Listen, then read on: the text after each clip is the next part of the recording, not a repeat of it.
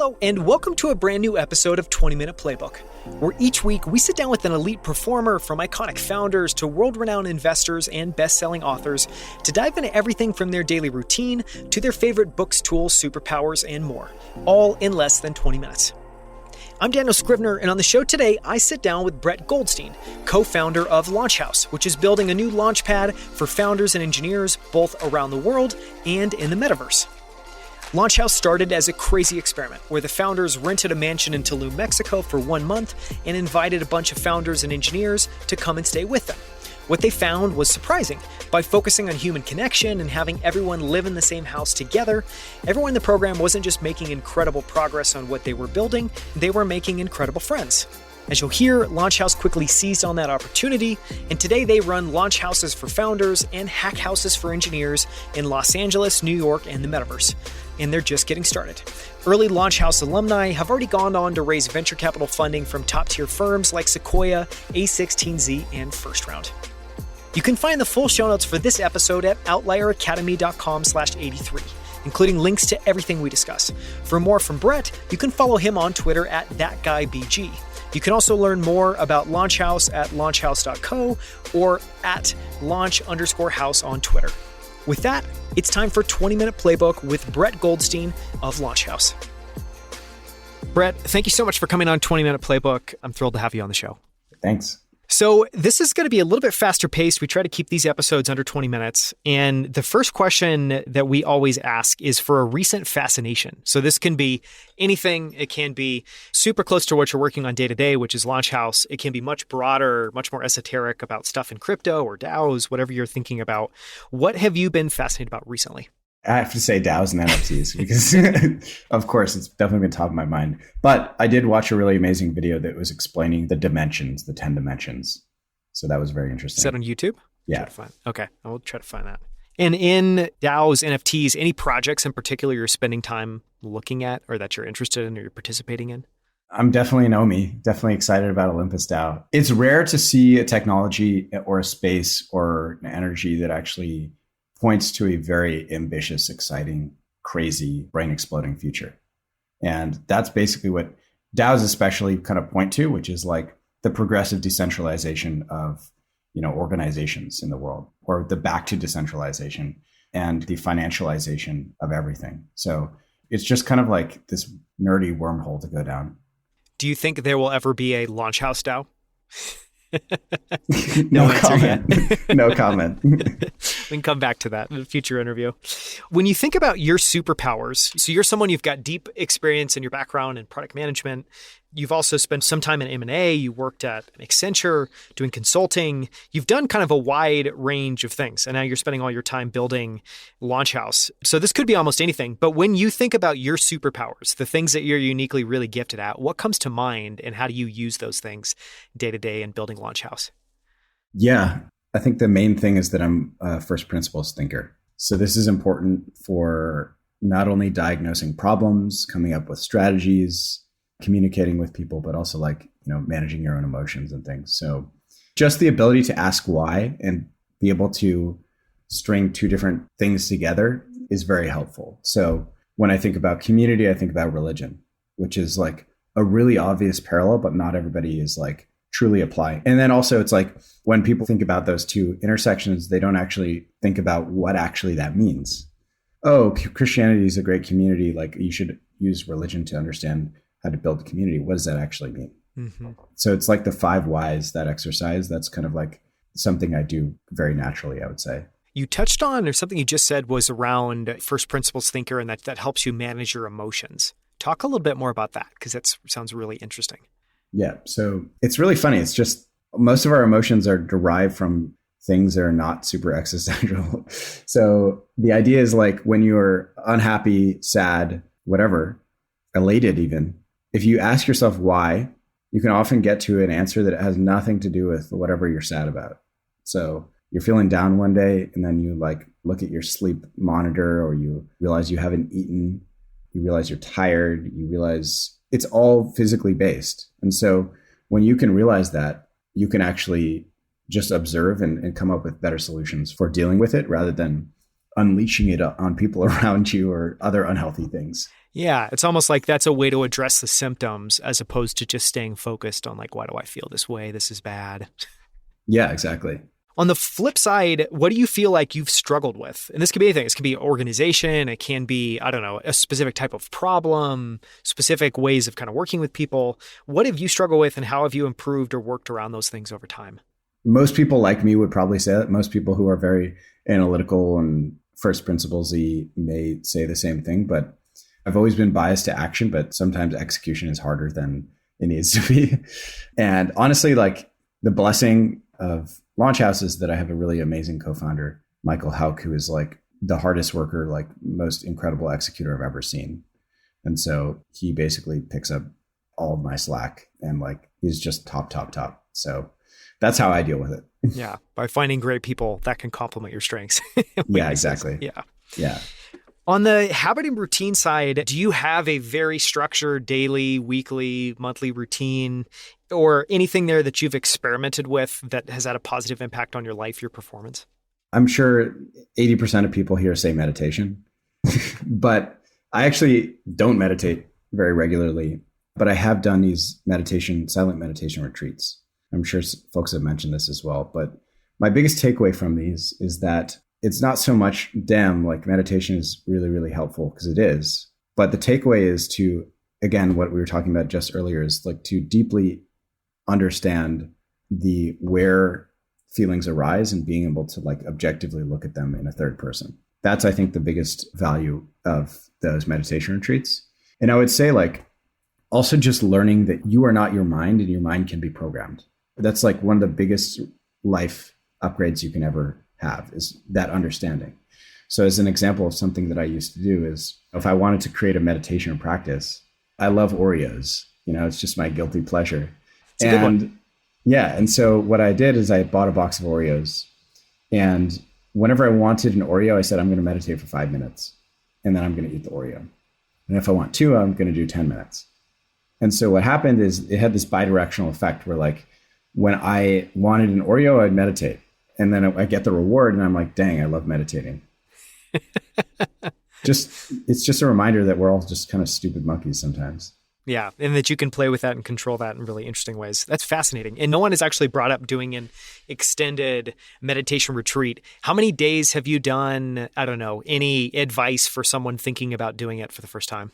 Yeah. So I did a 10-day fully silent meditation retreat. It's 10 hours a day of meditation as well. It's one of these things where like, you shouldn't do it if you have like a history of like severe psychological mental illness, but basically everybody else, you should just do it. It is incredible. It is eye-opening. I would think of it like brainwashing in a literal sense. So washing is like cleaning things out. You don't realize it, but your brain just kind of accumulates, your mind accumulates a lot of gunk. And if you sit and actually let it rest, the gunk just starts evaporating from your mind. And you just feel very refreshed, you're very clean afterwards, but you also start touching on these more deeper philosophical, existential things around like, just like deeper connections with energy and all that stuff. Yeah. 10-day retreat. Wow. That's definitely something on my list to do, although 10 days sounds ambitious. It sounds very ambitious for the first time. Yeah. On the fitness side, what's your approach to diet, exercise, and sleep, and how much have you maybe optimized those things?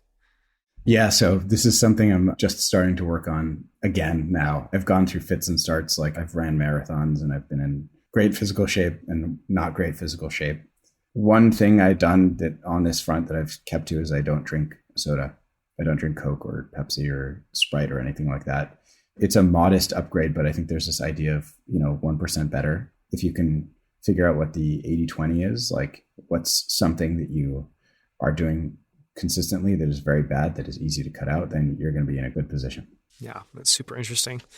On the personal growth side, do you have a favorite failure? When we ask this question, it's always a little weird, I think, if you've never kind of thought about it before. But I think we're trying to get at there is one, get people talking about failures that they've had a little bit more openly. And then two, just this notion that failures aren't inherently bad. And there's actually a lot of things, if you look back through anyone's life, that a certain goal not achieved might still be a wonderful thing to propel them in a better direction or teach them a valuable lesson. When you think about a favorite failure, does anything come to mind? Yeah. I mean, it's not so much I failed at doing this thing, but it's in the ballpark, which is I got burnt out at Google and I went and did this like 9-month trip around the world.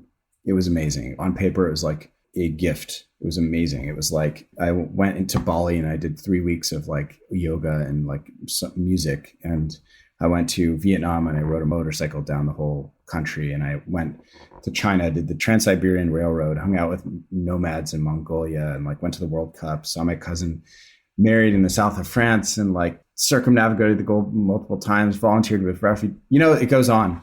It was like this cinematic, beautiful adventure, but I was miserable towards the end.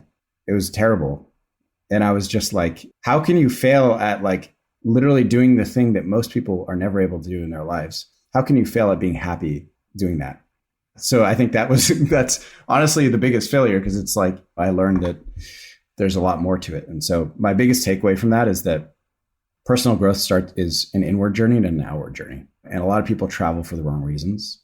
And travel is overrated to a degree. It is great to expose yourself to new people. It is fun to be able to finally visit that restaurant or that site that you dreamed about and stuff. And also to show yourself that you've made it, because that's actually what travel is for a lot of people. You ask people what they want. When they have infinite money, they would say, oh, I just travel. Why? Why is that? Because that's how we show ourselves that we've made it. And I think there are more ways. I think there's creating things. There's learning things. There's discovering yourself. There's the meditation, like the inward journey. There's psychedelics. There's a lot of stuff you can gift yourself that is not travel, that I think is much more rewarding from a personal growth perspective. Yeah, it's fascinating. And to reflect on that, I mean, it seems like at least the takeaway that I'm getting from that was you may be expected to go on this trip and have this big personal growth, only to realize, it makes me think of that quote, which is somewhat depressing, but I think is also incredibly true, that anywhere in the world that you travel, there you are. Like you still are that same version of yourself, even if you're literally across the globe. Was that what you took away? Was that like that dissonance you were feeling? Yeah. Definitely. One of the songs I wrote while I was traveling was called Home. And one of the lyrics was similar. It was like, man may go, but trouble stays.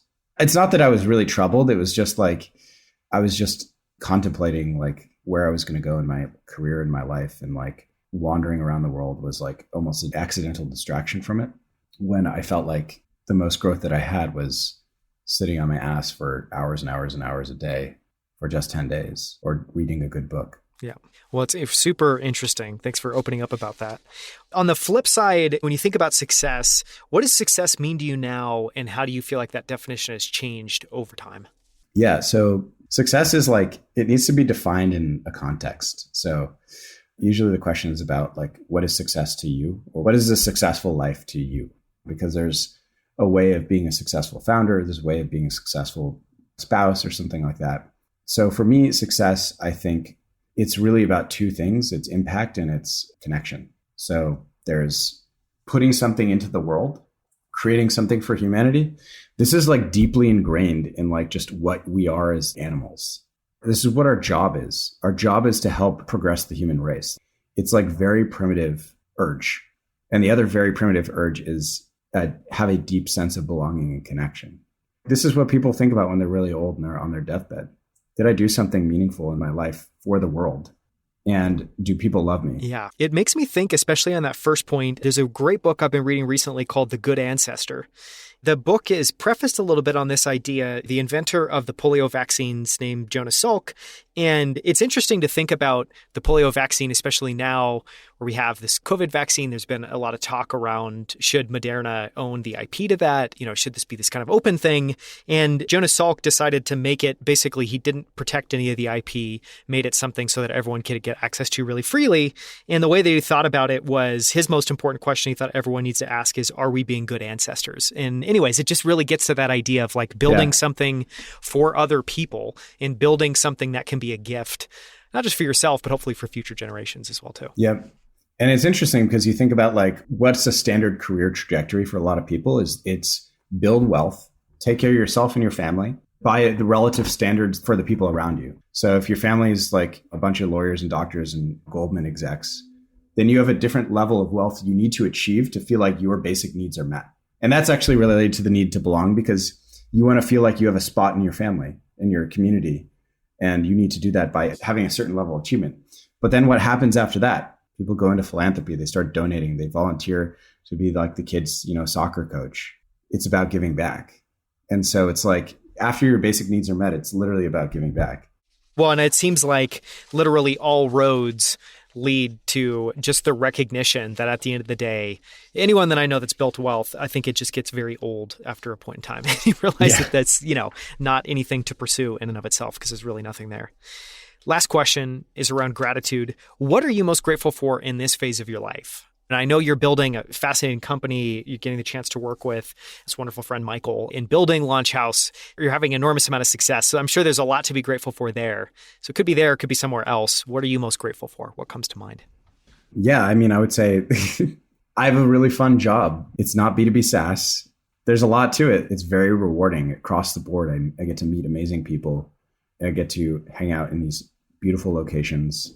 I get to help people level up in their careers and achieve, success that they never thought they would achieve, or maybe they thought it, but I get to play a role and I get to help people connect and stuff. So it's this magical thing where it's kind of all those things that I was talking about roped into one, and it's very creatively fulfilling as well. So every week I'm just like kind of blown away that something happens where I'm like, what the heck? How is this possible? Is this my life? It's the best place to be. Yeah. And that also the views never get old from Beverly Hills. From Paris Hilton's old house in Beverly Hills. Yeah. Okay, last question. I just thought of this. So you obviously, with Launch House, you guys are taking engineers, you're taking founders, you're taking people that want to build, that are potentially at the start of some sort of journey and helping them figure out where to go from there.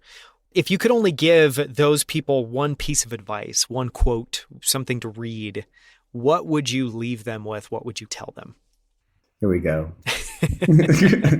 Cue the background motivational music. Let's go. Belief is the most important thing. And it's not even in a like, oh, if you only believe in yourself and then pat on the head, like, you can do anything. It is that. It is much bigger than that. Whether you're a scientist or you're a LA spiritual healer, unanimously agree. Every great, most successful person in the world, from the religious leaders to the CEOs, they all agree that declaring what you want as if it happened, saying you will do something, is the most powerful way to actually do something.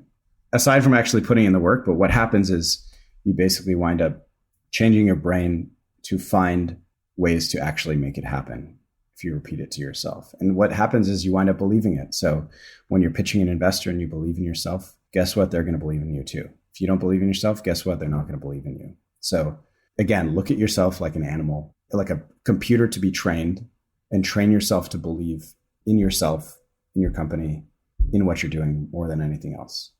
And motivational music. It's the perfect note to, to end on. So anyone listening can follow Brett on Twitter at ThatGuyBG, which was very hard to find you on Twitter. So anyways, I'm glad I can hopefully help point people to you to follow you there. And for anyone interested in Launch House, we just did a massive conversation all about what Brett and Michael are building with Launch House, which is basically an entirely new kind of reinvention of something like YC that's been around for quite a while.